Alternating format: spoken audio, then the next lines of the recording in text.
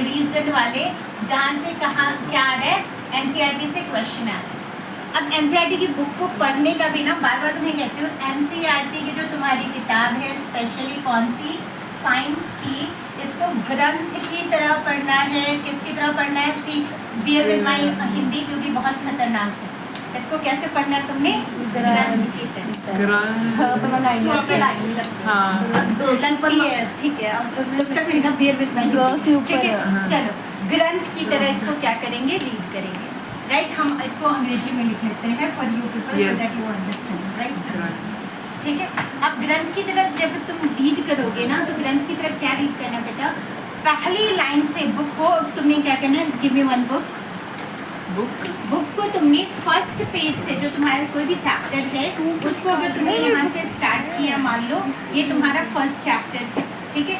First chapter से जब तुम स्टार्ट कर रहे हो तो यहाँ से पढ़ना शुरू करोगे, each line each word up to the last page of that particular chapter, ठीक है। और जब ये चैप्टर का तुम्हारा लास्ट पेज आ रहा है, यहाँ तक तुमने रीड कर लिया, 2 बार पहले पेज से लास्ट पेज तक थॉरोली रीड करना है, फिर 2 बार तुमने यहाँ से लेकर लास्ट पेज तक रीड करना है, यानी front page of your chapter.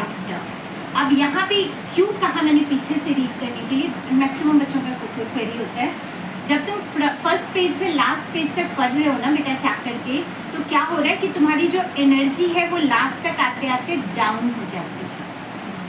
I don't know how many of you have done it, but हो जाती है। और जब हो जाती है ना, तो हम क्या है, लास्ट के टॉपिक्स को ओवरलुक कर देते हैं।